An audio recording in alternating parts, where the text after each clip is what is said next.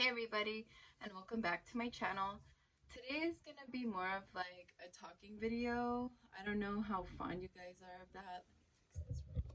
I believe I can fly. There you go. I don't know how fond you guys are of talking videos, but I kind of wanted to share my experience as a CNA. I don't know if you guys remember in my last video, I kind of shared that I was going to school for it. It was a really accelerated program. It was only a month.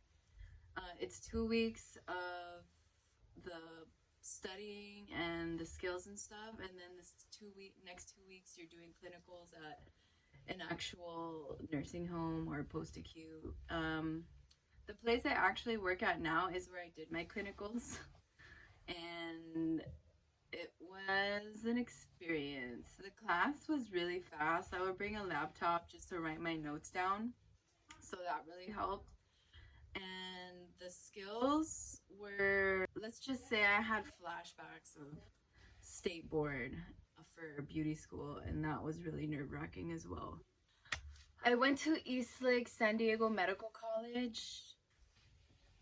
I decided I wanted to become a CNA and take on the health route, or like the healthcare path, because when COVID first happened, I got furloughed 4 times, and it was really discouraging. And I still would like to pursue that as a full-time career.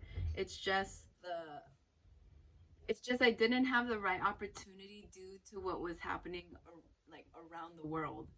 So COVID kind of put a halt on like me learning stuff, because I got hired at JCPenney, and that was supposed to be like my foundation. I mean, I got all my experience. I went to beauty school like in 2 different schools, and so it took me a little longer to actually get my license. But once I got it, my foundation was supposed to be JCPenney, but that ended up not happening.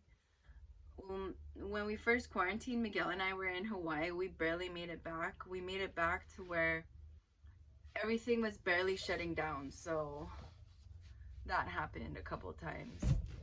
Anyway, when I got back, I got furloughed multiple times. So technically I was at JCPenney for a year, but when it came to working, I only worked there at least 5 or 6 months, because the other couple months I was furloughed. So experiencing that made me realize that I really have to get a career that makes me an essential worker. I have to have something to where if it does happen again, I'm gonna be employed, because being unemployed and staying in the house all day feeling like I'm not contributing or helping like support paying rent and being able to buy necessities, things like that, it was different.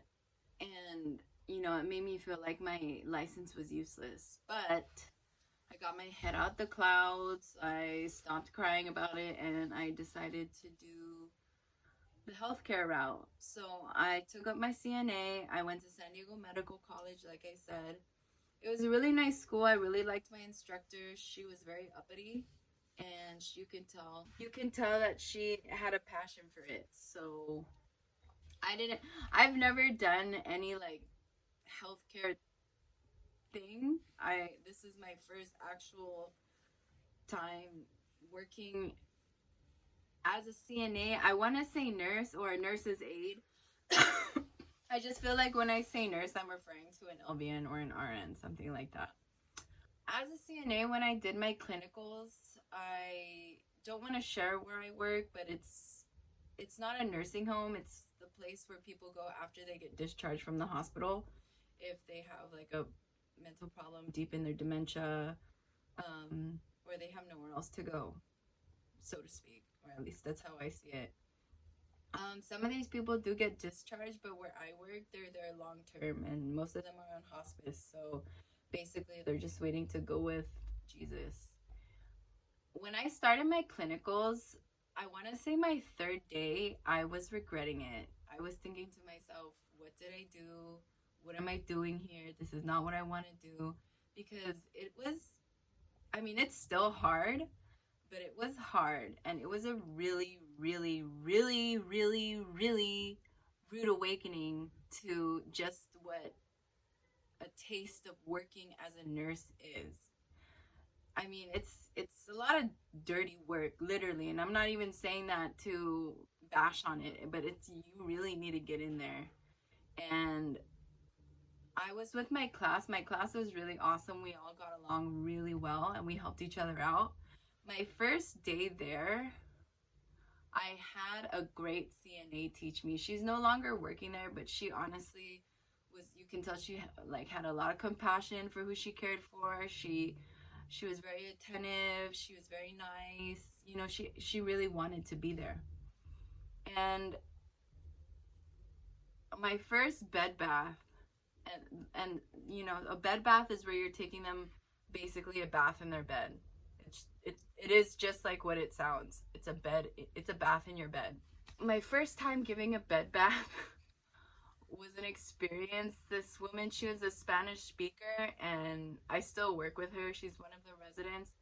She can't move her legs. Her legs are they're stiff, and she needs like something to go in between them to prevent them from crossing.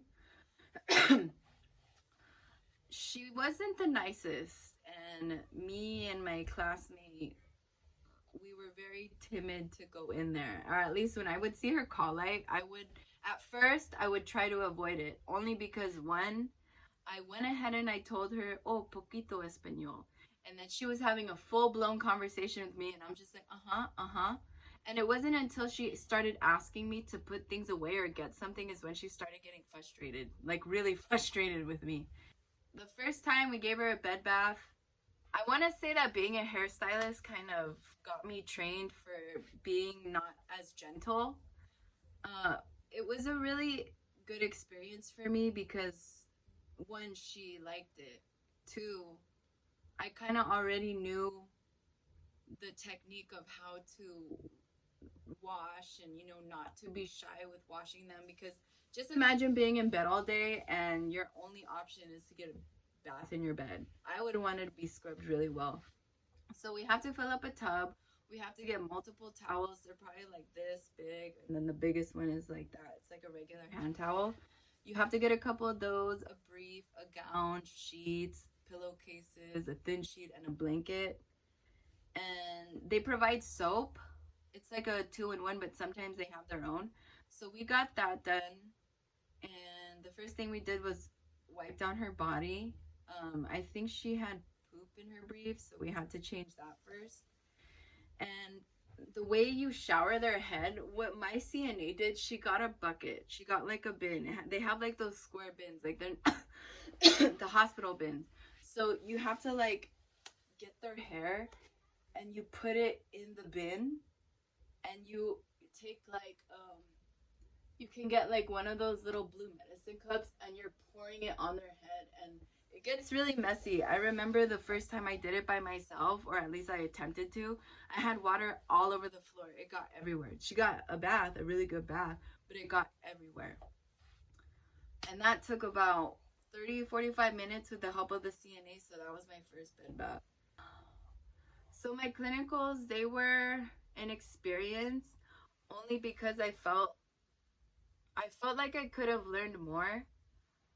And I felt like some of the people who were teaching me were merely just seeing me as someone who's going to do their dirty work. But in order to know how to do your dirty work, I need you to teach me. So I had to do a lot of shadowing. I had to literally watch. I had to like stalk CNAs to be like, hey, can I watch you do a brief change? Hey, can I watch you do a shower? Hey, can you show me this? Hey, can I watch you do that? You know, because I was determined to learn. I wanted to be a good CNA.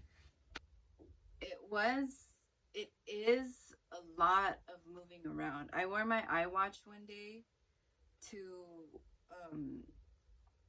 just to be silly, because I wanted to see how many calories and how many steps I take throughout the day.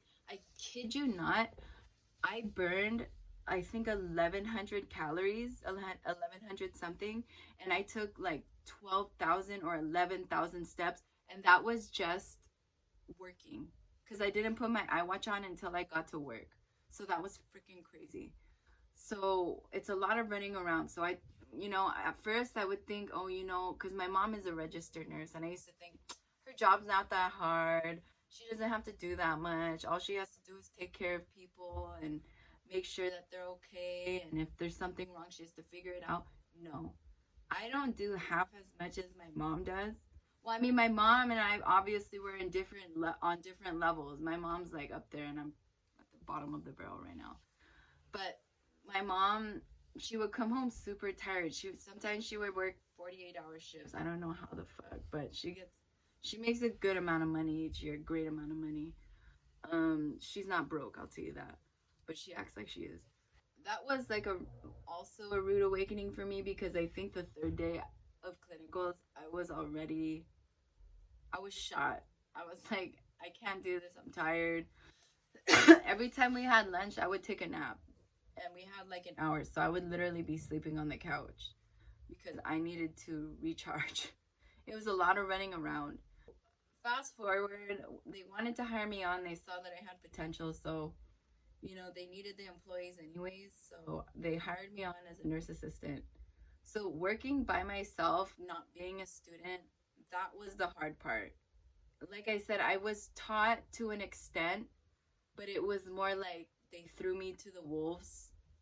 That's kind of harsh. I had to wing it when I was doing clinicals, kind of. And I wanted to prove to myself that I do have the capability of becoming a great nurse, a great registered nurse one day. So no pain, no gain. My first day, I was really nervous, only because I didn't have help from my peers, and because I was seen by other people as, okay, you're already working here, you should know what to do. I had no idea what I was doing. A lot of the people there are, like I said, they have dementia, or they can't feel themselves go to the bathroom, so they're incontinent. And that's what incontinent means. So most of them were incontinent. And my first day, and I think my first couple of days or even my first week, a lot of my residents weren't getting changed, because I was so used to them turning the call light on. And what the call light is they press the button, and once you see their call light, you have to go and see what they need, or see if they need something, or see if they're hurt. So I would only attend to the call lights in my section. And I didn't know that we had to check the people who didn't know when they're using the bathroom. On my behalf, I wasn't familiar with the residents that much, because we were all over the place and we were doing our clinicals. So once I actually got to know the residents, I got to know which ones, okay, this person doesn't know when they use the bathroom, this person does, this person could use the bathroom by themselves, but they need a brief. So that was my experience with that. And after a while, I got more of the hang of it, because some of the people who can't feel themselves use the bathroom, they can carry on a conversation, and they, you know, they're conscious, they just can't feel themselves going to the bathroom. So when you finish, or when you're about to finish work, what you have to do is rounds, and that's going into every room and checking, just to be sure that everybody's clean before the next shift. And there's feeders too. Feeding was probably like my favorite. There's this one resident in particular that loves students. She still loves students, but when I had clinicals, I would literally be in her room for almost, I think the longest I was almost in there was 2 hours. You know, you get lonely in there, so she wanted to talk to somebody, so she would do whatever just to kind of keep you there longer. Like when I would give her Cheerios, I swear to God, she would only let me give her 4 at a time. 4. And she would feel with her mouth if it was more than 4 or less than 4. Sometimes I would just give her less or more just to see if she'd know, and she always knew. There are feeders, and that's when you physically have to sit there and feed them. I have one feeder right now, and her and I, you know, I love feeding her because I feel like that's where her and I talk the most. And I'm always in one section. We're supposed to alternate, but you know, I don't mind that they put me in that section. People aren't too fond of that section, but I've grown a bond with everybody there. I'm with them every single day, so I kind of have their regimen down already. I know which ones don't like what. I know which ones use the bathroom a lot. I know which ones have to be changed at certain times of the day, and I know which ones that I have to check. Also for changes, Those can get really messy. I have one resident in particular. She poops like 7 times a day. Literally, I kept count one day, and the most I had to change her was 7. It was just back to back. And it doesn't help that they give her stool softener. But as long as she's pooping, I'm fine because it's better out than in. And it just means that she's still kicking. So for brief changes, I like to bring towels with me because they only like wipes in a nursing home or where I'm working at is like gold. Like we literally, I stock the maintenance man just because I know he's the one that passes it out. And those go by quick. So one thing I do is I get towels when I have to do a brief change. When they have a BM, which is called a bowel movement, it's just a fancy way to say poo. When they have a BM, I like to bring a towel with me just because it can get more and because you're not wasting your wipes. I'm not going to talk about poop too much because I know me, I'm just always in it, so I don't mind talking about it. At first, it's fucking gross, but now it's like, oh, it's poop, okay. We have to pass out trays, and some of my residents that I take care of, I've noticed as I've been working with them is I have this one resident, she's really deep in her dementia, and sometimes she'll literally just sit and smile at her food.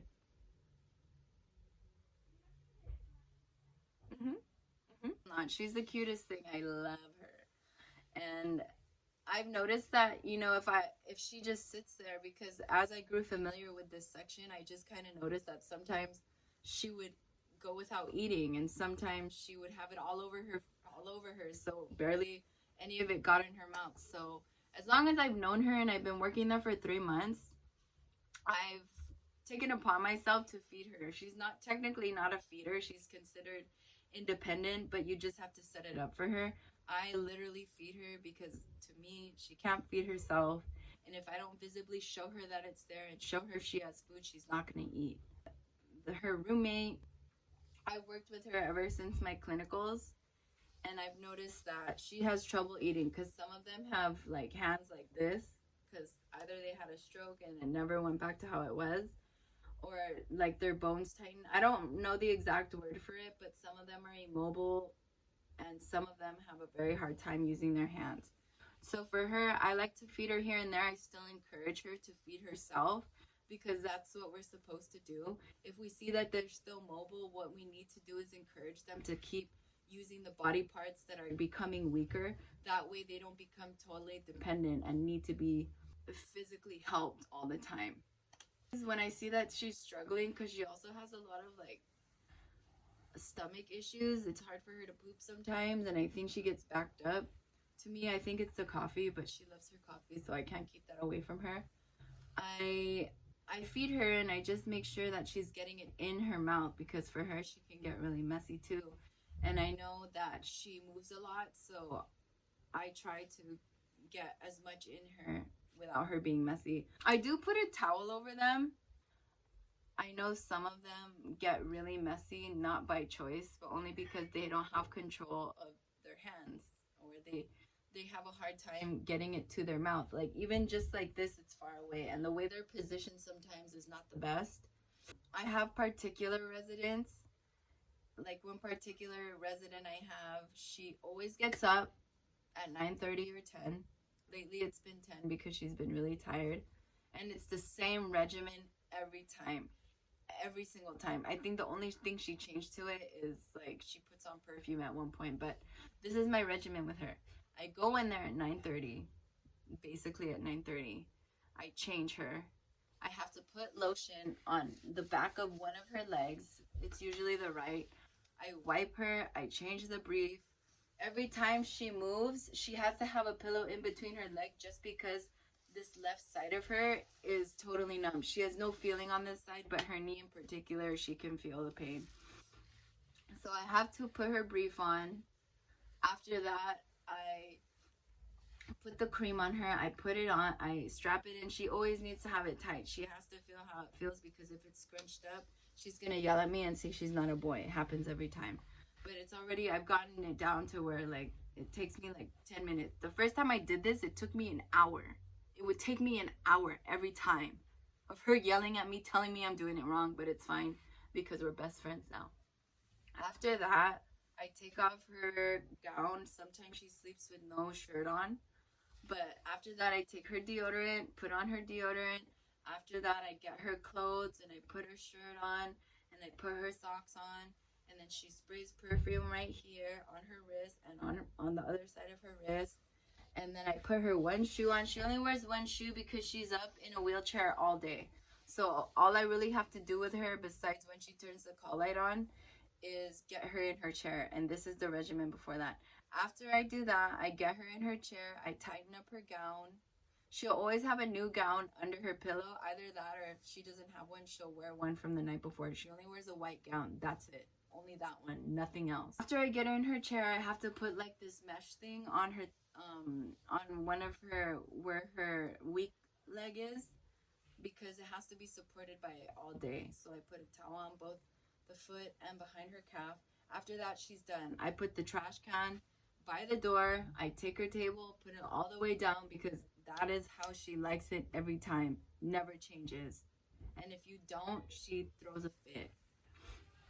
I do her bed, and what she does, or what she has told me to do, it's sheet, blanket, and she has like this American Eagle bed cover, and then it's that. So after that, I fold two of these blankets, put it on the right side, and she has an Elmo doll. She has a coyote and an armadillo that are on the left side of her bed. The nose have to be touching like this. So when you put it together, coyotes right here, armadillos right here, noses have to touch. And if they don't touch, throws a fit. And when I say throws a fit, she obviously, this stuff is all she has. So she's very particular, which I get. If all my stuff was in one room and that's all I had to my name, I would be really upset too if somebody got something wrong. So I understand to an extent. After that, I get a new towel because she has towels by her bed. She needs like 4 or 5. She has one in her wheelchair. She uses one as a napkin, and she needs one on her pillow. And it's one pillow up here and two pillows on the bed, on the foot of the bed. And that's my regimen with her. Every time at lunch, she needs 2 cups of ice. She needs me to mix the ketchup and mustard together. And I have to take off the saran wrap for her. So that's her. She's very, very, very, very particular. I really care about her a lot. You know, when I don't see my residents, I miss them. And I've really grown a bond with them. I am there because I do care about the people I take care of. I care about everybody there. I'm compassionate for everybody. But when you're in one section for a really long time, you know, you think about them. You start to miss them sometimes. I was off for a week because I was really sick this past week. And, you know, I was just wondering who's taking care of them. I hope they're okay. I hope all of them are alive when I get back. I've had a couple people pass away on me while I've been working there, and it's a really hard pill to swallow, especially when you get close with these people. Very fortunate that everybody I've been taking care of while I've been working there is still alive. They're not going to be here forever, so don't expect to see them for as long as you think you're going to see them. I have another one. I don't want to say their names. I'm just going to refer to them as residents only because I want to keep this a little confidential. I wouldn't want somebody to mention me and letting them know who I am. I just want to share with you what I do with them, not who they are, because all of them are great residents. I really love who I take care of. It might be a hard section and it may entail a lot, but I really care about the people that I care for. So her roommate, she uses the bathroom. She needs a walker and she's legally blind. So every morning after I take vitals, lately I've been doing them a little late.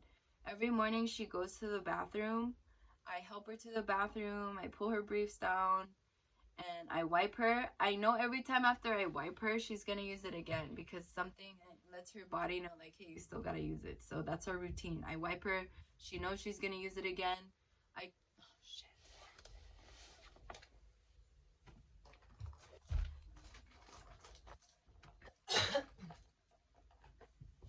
Sorry, that was my watch. So I wipe her. She uses the bathroom again. I pull up her pants, she gets on her walker, I give her a paper towel to wipe her hands. I get her dentures, I wash them, I rinse them with cold water, and I put it in her mouth. Then I give her another towel and she wipes her mouth, and then I get her to bed and then I feed her breakfast.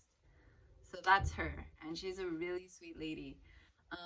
When I came back after this week, she actually wasn't in her room, and I almost started crying because I thought she passed away.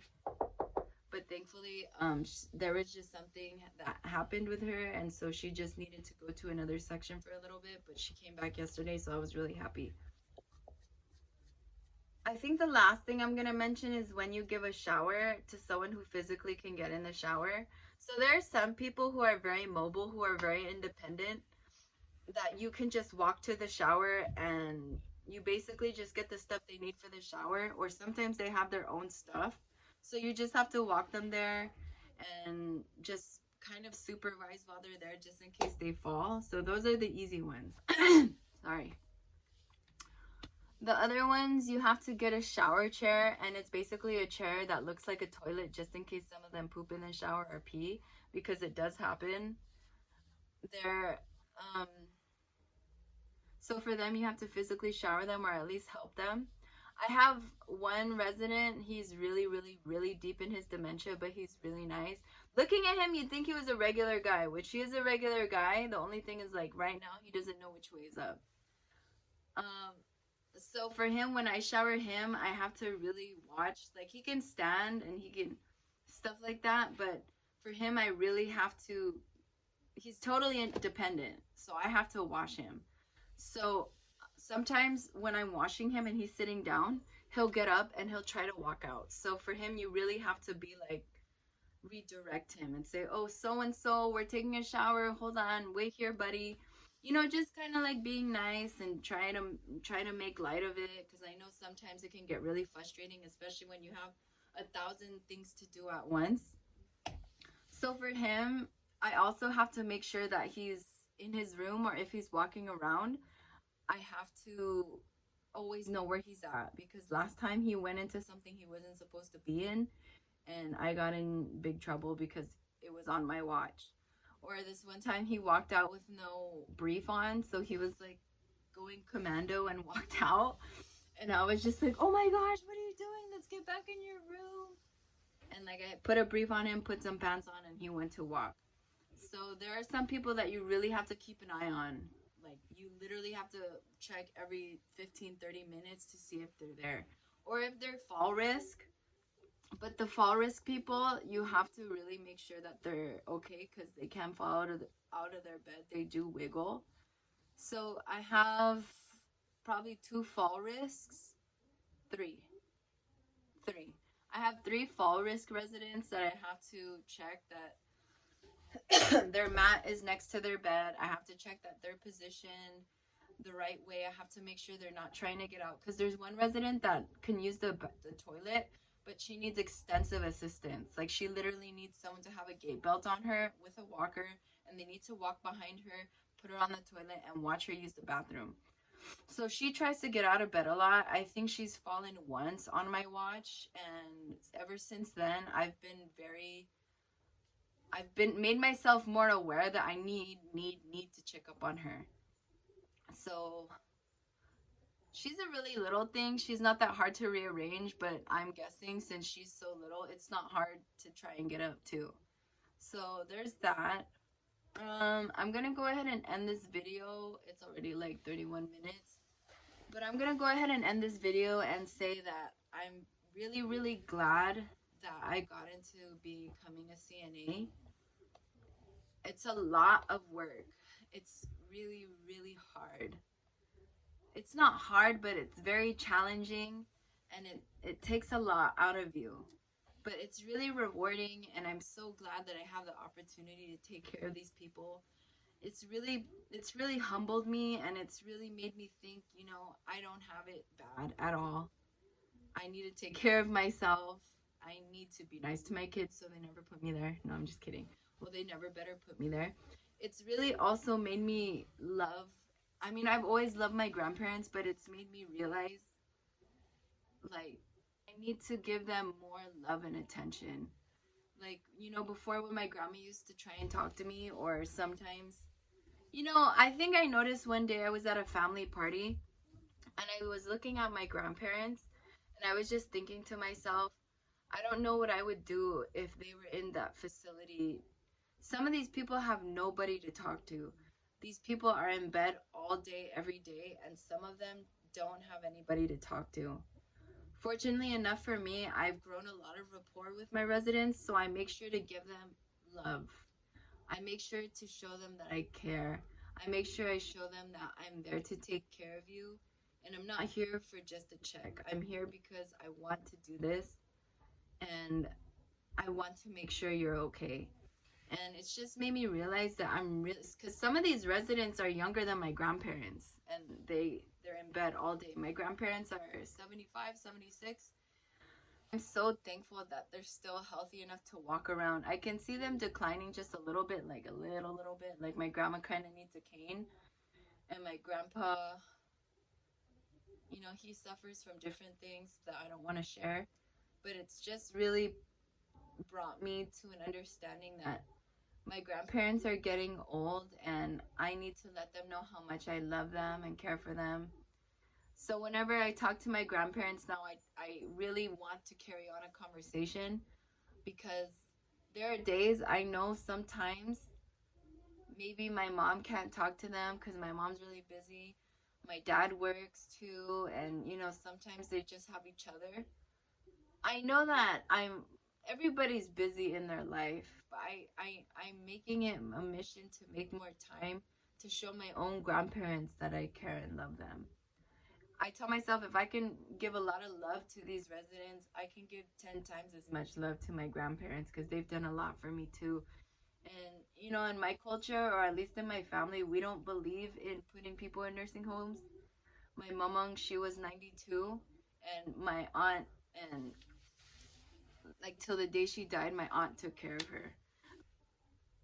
I couldn't imagine having my grandparents sitting in their poop all day. I couldn't imagine them having them in a bed where it's soiled. I couldn't imagine them not having a bath every day. I couldn't imagine them having their hair all crazy and not brushed. And, some of them I couldn't imagine them.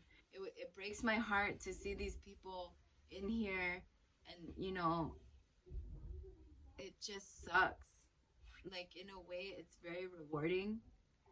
But when I actually wrap my head around it, when I go home, they're still there. And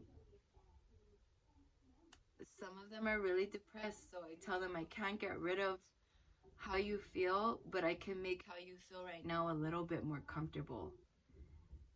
And whenever I go, I tell myself you're doing this for a reason. And if your attitude changes, do not take it out on these people. Just quit and find something else to do. But I love what I do, and I love the challenge. I love what I've learned from it, and I love what I'm gaining mentally from it. Although physically it's exhausting and mentally it can be exhausting, I'm really, really, really grateful for this experience, and I just hope that I'm making a difference in the people that I'm taking care of. And thank you for watching.